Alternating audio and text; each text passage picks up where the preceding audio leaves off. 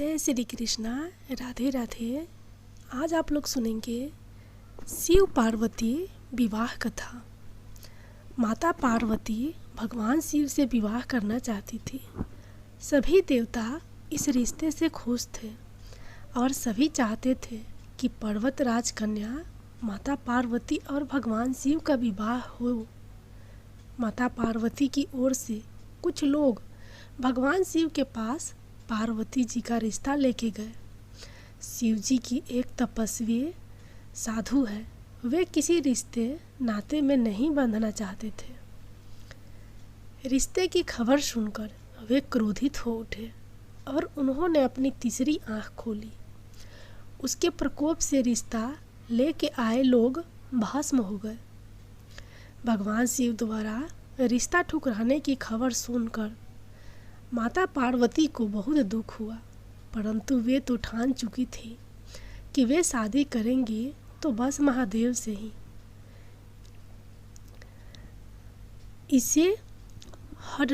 इसी निश्चय के साथ माता पार्वती ने शिव जी को पाने के लिए तपस्या शुरू कर दी। उनकी तपस्या से सभी जगह हाहाकार मच गया। बड़े बड़े पर्वत भी डगमगाने लगे। इन सभी बातों का जब भगवान शिव को स्मरण हुआ, तब उन्होंने अपना ध्यान तोड़ा और अपनी आंखें खोली। जब वे माता पार्वती के समक्ष उपस्थित हुए, तब शिव जी ने उन्हें समझाया कि एक तपस्वी के साथ जीवन व्यापन करना माता पार्वती के लिए आसान नहीं होगा। लेकिन माता पार्वती ने तो जैसे जिद ही पकड़ ली थी कि वे शादी करेंगी तो बस महादेव से। उनकी इस हठ को देखकर भोलेनाथ ने सोचा कि वे बिल्कुल उनकी तरह ही हैं और उनकी जोड़ी बहुत अच्छी लगेगी। भोलेनाथ माँ पार्वती से शादी करने के लिए मान गए और यह सुनकर न केवल माँ पार्वती अपितु समस्त देवगण भी बेहद प्रसन्न था।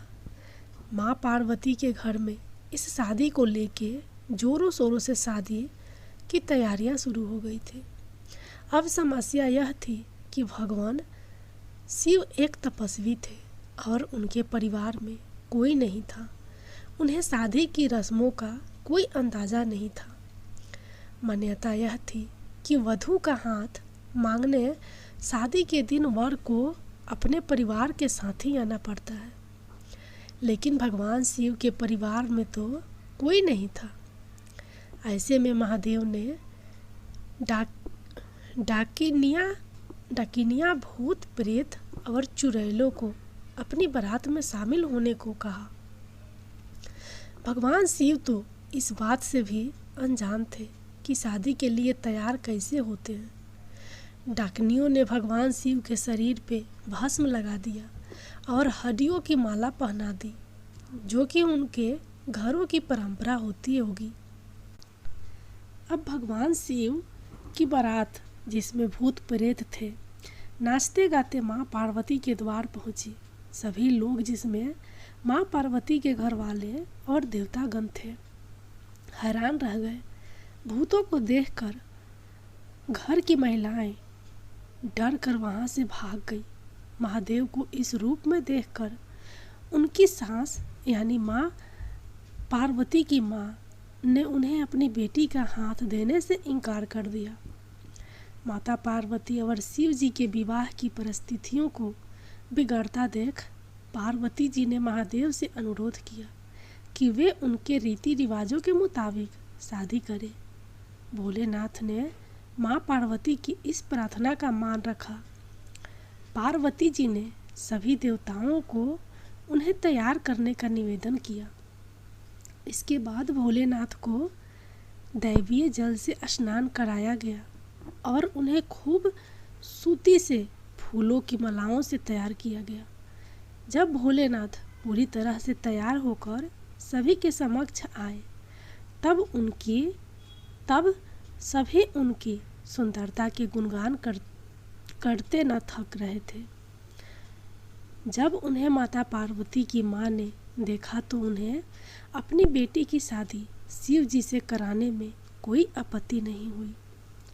ब्रह्मा जी की उपस्थिति में विवाह का शुभारंभ हुआ और दोनों ने एक दूसरे को वरमाला पहनाई। ऐसे माता पार्वती और शिव जी का विवाह संपन्न हुआ, जिसे हम लोग शिवरात्रि के रूप में मनाते हैं और शिव जी की पूजा करते हैं।